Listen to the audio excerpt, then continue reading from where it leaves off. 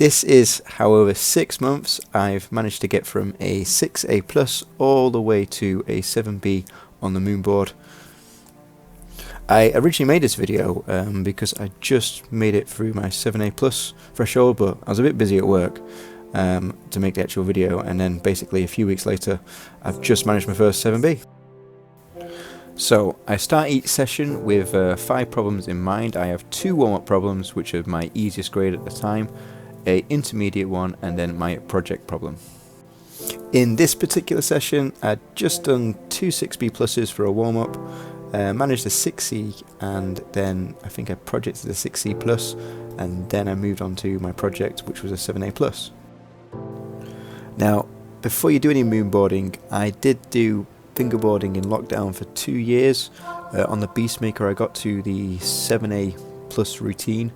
I definitely recommend it. I've seen too many people injure themselves, even during when I've been doing my moonboarding. So you really need some quite strong hands. And secondly, simple things like I only did it like once, twice a week tops. I'm doing like endurance climbing, loads of different boulders in the other time, so it's not just big moves onto small crimps. Back in July when I first started, I literally just put on the app, got some 6A pluses up, and it took me ages to even get the first one. But I found once I kind of got used to the angle, got used to some of the holds, and generally used to some of the moves, problems started going down a bit more quicker. So first of all, I actually started trying to do some 7As because that's where I was really up to in my climbing, and over a few weeks I managed to project 1 while still doing a few V3s, V4s. So I was dead chuffed when I managed the first one, it was good.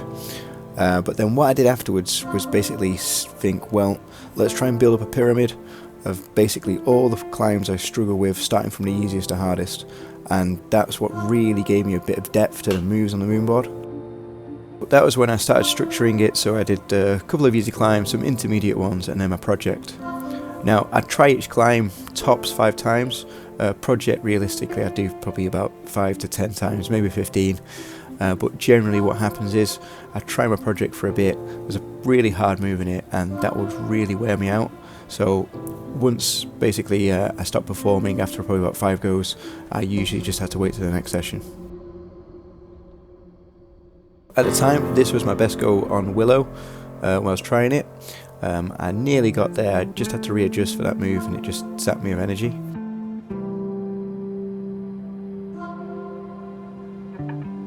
And now I was powered out, so that was it. I knew that was me basically done for the day.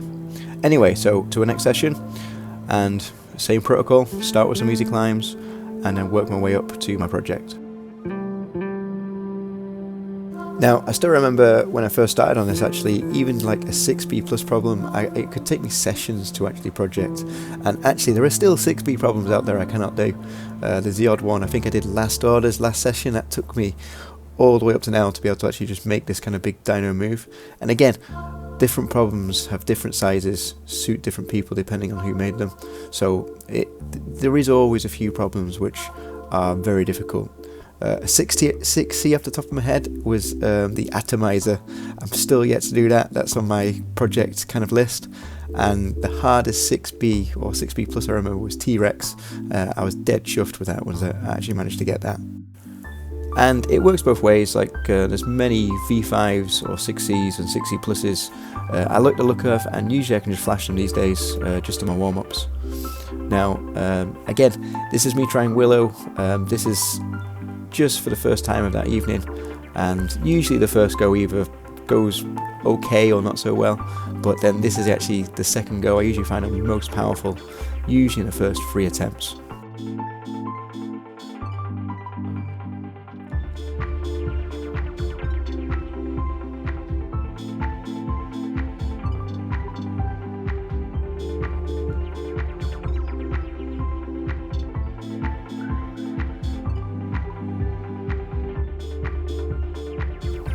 Yeah, I was super chuffed. This was what this video was meant to be about. It was my first V7 on the Moonboard. I have done a few V7s indoors before and a couple outdoors, so it's well at my limit.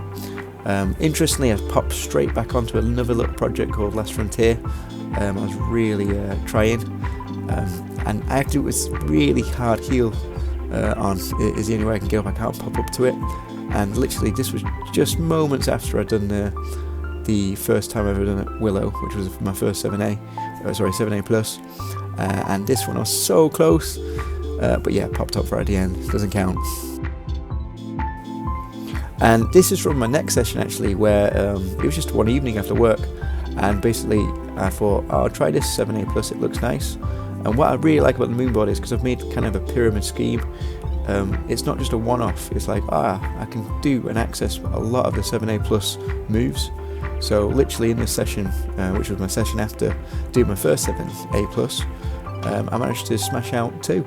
It was Outside with Luisa and Early Spring Spiral.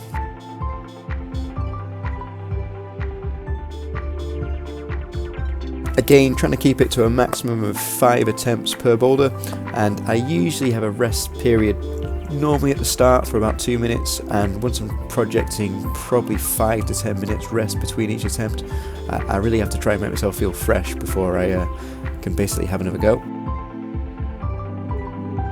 Another 2 sessions in, I was trying this V8. Originally I tried this, I couldn't even do one move. And then since I've done the 7A pluses, I managed to link a couple of moves last session, so I really was not expecting this, but yeah, this happened.